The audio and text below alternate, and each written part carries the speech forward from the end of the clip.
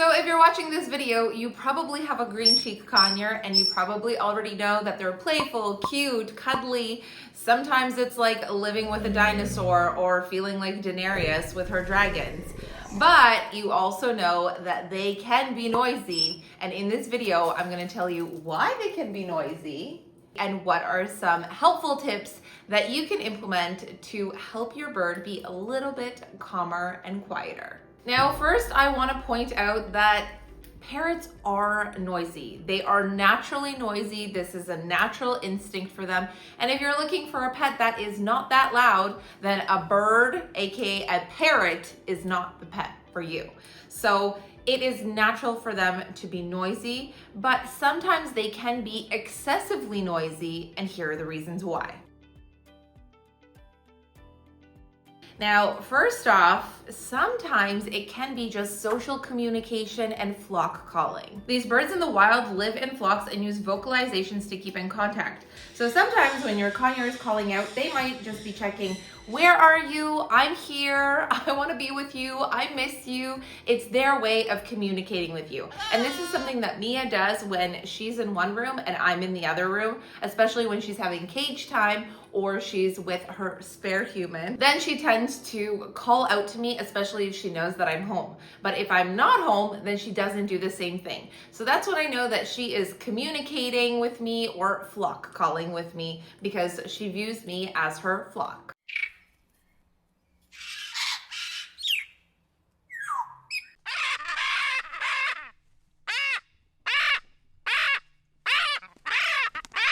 Many conures are also very cuddly, social, and they bond with their owners. So sometimes they might be attention screaming, or because they're super bonded to you, like Mia is with me, sometimes she calls for me because she doesn't see me or I'm in the other room and she wants to be around me or doing whatever I'm doing. But if, for example, I'm cleaning or cooking, then I can't always have her with me, so I have to have her in the other room for her safety. But of course, I can't always explain that to her. Sometimes conures or other species of parrots will scream because of boredom or lack of stimulation. If your parrot doesn't have a lot of toys or foraging opportunities or puzzle games and things like that to keep them entertained in their bird stations or in their cages, then they are more likely to scream. So that's something that we're going to talk about in a little bit. Then there's also stress, fear, discomfort. Sometimes when Mia sees a bird outside flying, because we do have a lot of predator big birds around here because we're near a forest, she screams. And I know that she's screaming from fear because I can tell between her different types of shrieks and calls and screams which one is out of fear or distress and which one is attention or flock calling. Sometimes birds will scream because their basic needs aren't met. Maybe they're hungry, maybe they're thirsty. They might also scream when they're lacking sleep, they're tired, they're restless, or there's been a change in their routine and things are a little bit out of whack. It throws them off of their game just as much as it can throw us off of our game. And then there's also hormones and seasonal triggers that can also impact how much they scream.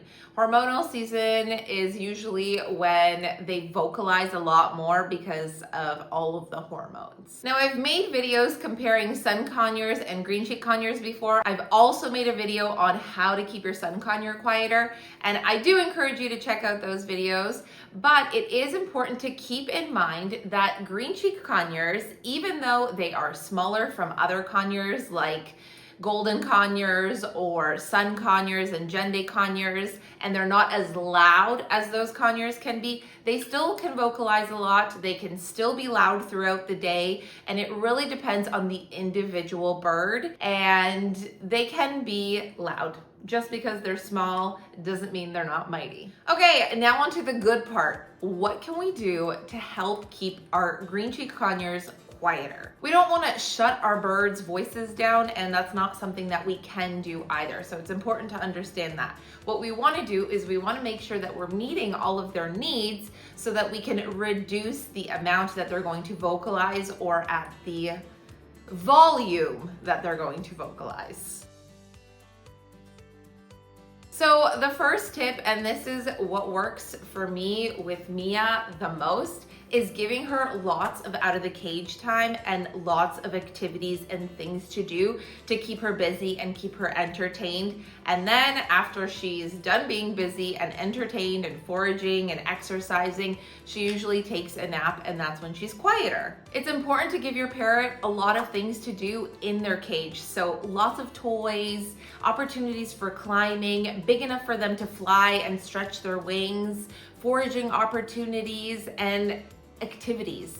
Have different puzzle toys and things like that and refill them, especially if you need to do something while you're home, say you're working or you're cleaning or you're cooking or you need to go out. It's a good time to make sure that you refill their opportunities for foraging and all that kind of stuff so that they have things to do. You also want to make sure that they have lots of things to do when they're out of the cage. So having stations like this set up for them, having ropes and places for them to hang out so that they're not on your furniture, they're not chewing apart your tables, chairs, couches, doors, and things like that, because I do see that online a lot. And you just want to make sure that you have lots of opportunities for them to have places to perch, to hang out, and have toys and foraging opportunities and activities outside of the cage too. You can also do some training like recall so that they're getting exercise. That exercise, stimulation, interaction is going to be important to help to meet their needs and therefore reduce the screaming. And if you're interacting with your bird regularly and daily, then the more interaction they're going to get from you, the less need they have to scream for it.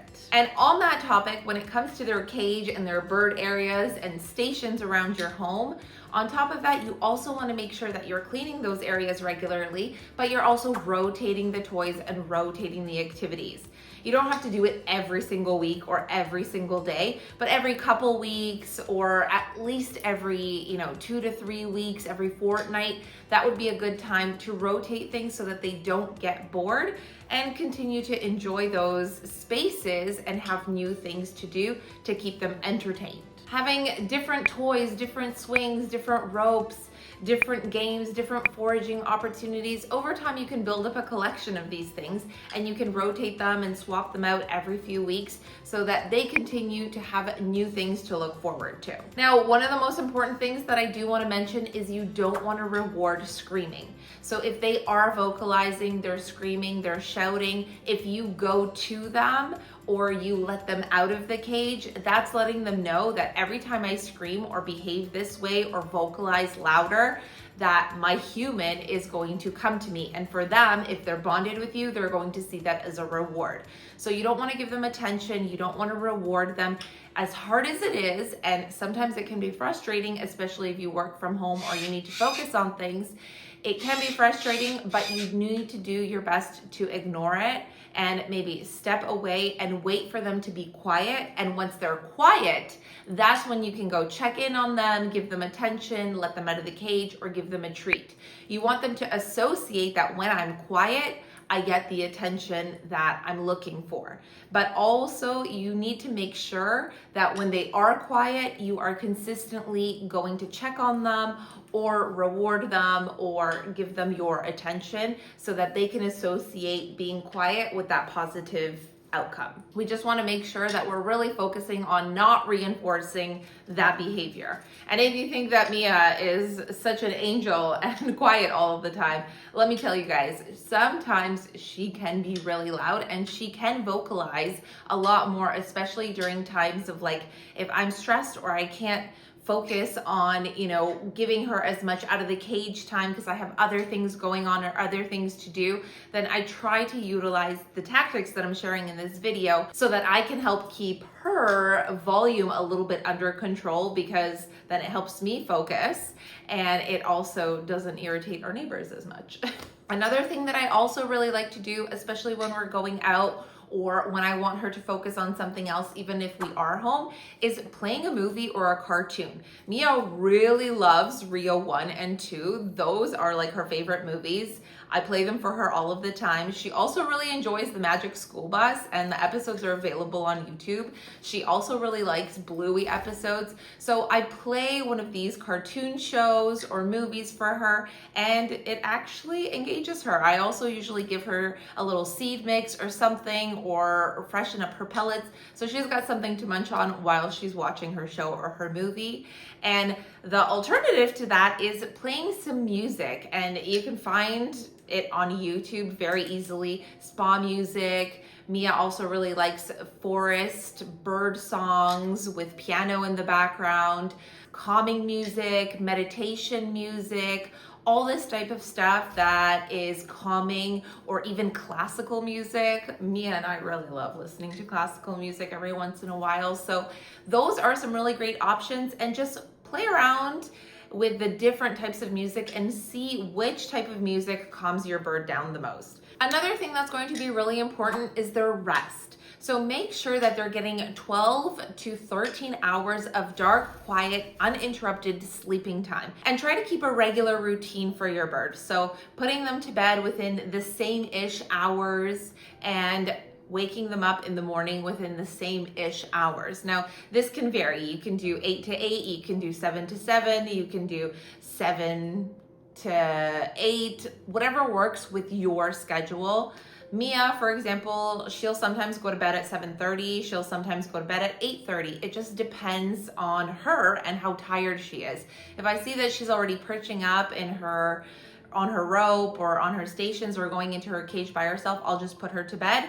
But usually that is the time range that she goes into her cage, and then she gets 13 hours of dark, quiet, uninterrupted sleep time. And even if she's not sleeping the whole time, she is resting, she has that time to herself. And in the morning, she just waits for me to come in there and get breakfast ready. Now, when it comes to the dark, quiet, uninterrupted sleep time, I also have a video on this, and it is important if you have a conure that the room is dark and quiet and the temperature is also controlled. So depending on the season, sometimes it's warmer, sometimes it's colder. Make sure that you're regulating the temperature in the room that they're in, and you can use things like blackout curtains. Those work really great to make the room darker. You can also use a cover. We use a cover with Mia. Sometimes we do, sometimes we don't. It works for us. It does make some birds hormonal, but I think it depends on the individual bird. And I think it also depends if they're in pairs or not. Mia is a solo bird, so it does work for us.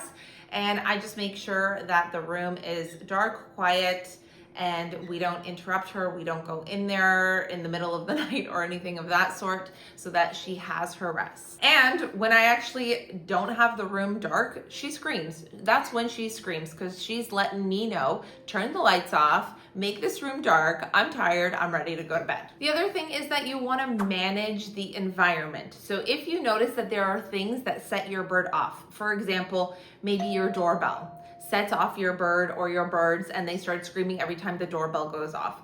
We had that issue with our previous doorbell because it was super loud and it would make Lambo start barking, and when he would start barking because of the doorbell, Mia would start screaming, and it just turned into a zoo. So we actually swapped out our doorbell for one where you can choose the ringtone, the volume of it, and now it just plays like this soft music on a lower volume, and neither of them react in general. Lambo still sometimes barks, but they don't react the same way. And since we've swapped out our doorbell, Mia doesn't scream when someone rings the doorbell. So observe what it is that gets your bird to start screaming. Maybe when the TV's too loud, or if you're watching specific things, it might irritate them or scare them. I don't know, maybe a horror movie. I have no idea. But just don't watch that stuff with your bird in the room if that's something that triggers them and sets them off. Now, the other half of that is also desensitization. So if there are things that are triggering them, you can also work on desensitizing them to it by exposing them to it maybe at lower volumes or slowly or quieter, but it also depends on what it is. So it's hard to say, it depends on your individual situation, but there are some things that we just don't understand why it scares our birds, why it sets them off, why it makes them scream, and sometimes the best thing is to just remove it or change it, and the other times it's best to slowly desensitize them. So you just have to kind of assess the situation based on your bird and in your home. Now, the other thing is going to be hormone management. So as I mentioned in the beginning of the video, sometimes during hormonal season, our birds can be a lot more vocal. And the best way to deal with that is hormone management and understanding hormones. And that is a whole topic on its own. I have 2 videos on hormones and understanding hormones and hormone management. So those are over here. Now, at the beginning of this video, you actually saw Mia hanging out in her bird area here, doing whatever she was doing, foraging and walking around, and then she flew off. And I'm gonna show you guys where she is right now and how she's hanging out and being quiet. So Mia also has a little station here. She's got ropes. And here she is, hanging out, being quiet on your little swing. You're tired? Another thing that's also important is to rule out any health issues or behaviors due to pain or sickness or things like that. So having regular avian vet checkups, maybe every 6 months, is probably a good idea. Or if you notice something off with your bird or some kind of symptoms, or maybe they've had an accident or things like that, then you always want to check with your vet to make sure that they're not screaming because they're in pain or discomfort or anything of that sort. It's really important that even if we get frustrated when our birds are vocalizing and screaming or loud, that we never use punishment, because punishment does not work with parrots, and it is also cruel. It is mean. So let's not be mean to cute little birds or big birds. All birds are cute. And another thing to know about punishment is if you do use punishment, then 1, it can worsen the behavior and create fear in your bird. And 2, with some birds, they look at it as there is a reaction. I'm getting a reaction. They're yelling back, or, they're getting frustrated. There's a reaction from the person that I want a reaction from. So then it encourages them to continue to do it more. So we don't want to do that. Instead, we want to use positive reinforcement and reward the behaviors that we do want to see. And another thing that you can also do, and this is something that we've brought up on the Parrot podcast with other claw-fessionals before, is redirecting their behavior. So if they're doing something that you don't want them to do, redirect them to their bird area, to a foraging tray.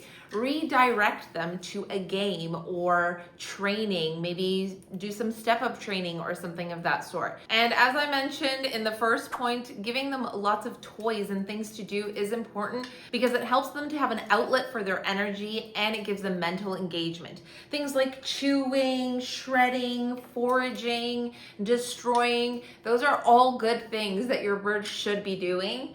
And Green Cheek Conures, I find, really like soft woods like Sola. Mia is obsessed with Sola anything. So get your bird some natural toys with materials that they can destroy. She also really likes seagrass and things like that that she can chew and nibble apart with her beak. Now, the last couple of tips is going to be that their cage and their bird areas, you want to kind of locate those areas where they're either going to have visual stimuli. So for example, Mia does have quite a few bird areas by the window so that she can also look outside. Sometimes she likes to watch the rainfall or the snowfall. Other times she likes to just look outside on a beautiful sunny day and observe the neighborhood and what's going on.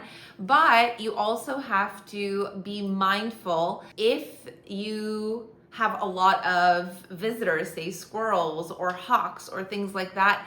in your windows, then you don't want to put your bird's cage in that area or a bird area in that area, because it's going to trigger them or create fear and vocalization.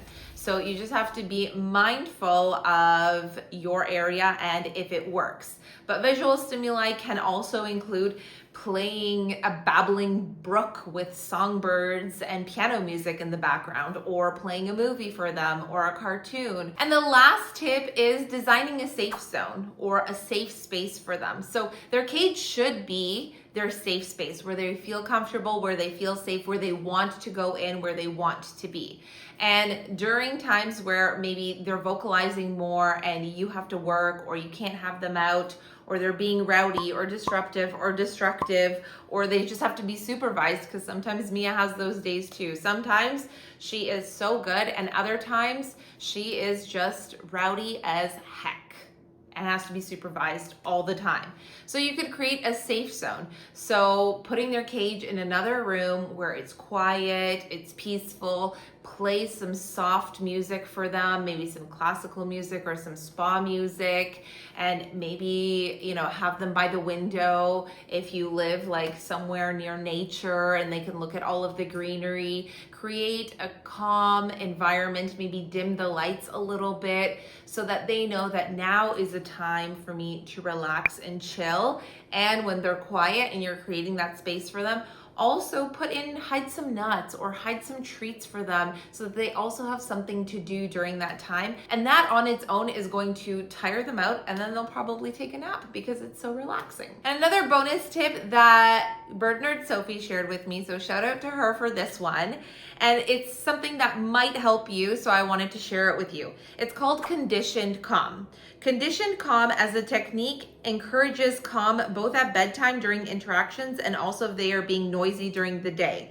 With conditioned calm, you play a sound, usually classical music, rainforest noises, or spa music approximately 10 to 20 minutes before bed. This can also be done if they like a nap during the day. This is done over a set period and begins to link the sounds with calming down and relaxing time. It can then be used whenever they are stressed, being excessively noisy, or when you want to elicit a calm emotional state for training and bonding work. While it does not always work, if, for example, something scary is going on outside, it is highly effective when the environment is normal. So this is also something that you can try. I've tried it with Mia, but Mia is just so used to her routine that when it's time for bed, she has a little bit of quiet time and then lights go out. And if I don't turn off the lights, she usually screams to let me know, turn off the lights, I'm going to bed. So she doesn't particularly like music before bed, but that's also because she's had a very specific routine for so many years that she's just used to it, and she associates, I think, that music with like calm during the day. But it is something that I do encourage you to try because it could work for you.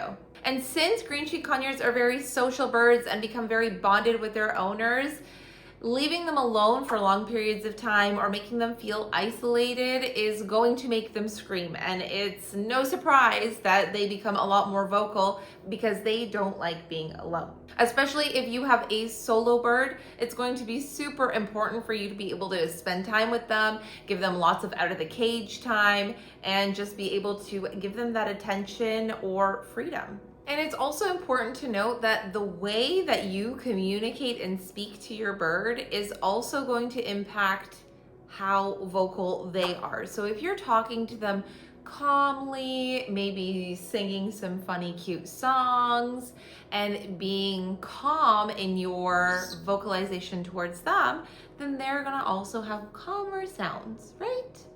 Instead of screaming, then you're gonna be quieter, just like that. They also feed off of you and your energy. So if you're screaming and, going nuts, then they're probably gonna scream and go nuts or be scared. So the way that you speak to them is also going to be important, and the way that you react. And for the room that your conure is in the majority of the time, or maybe the room that they sleep in, another thing that you can also get off of Amazon, which is accessible basically everywhere, is sound deadening panels. And these come in different types of shapes and sizes and colors. So you can choose ones that match your style. And this is also going to help with the noise in the room, in your home.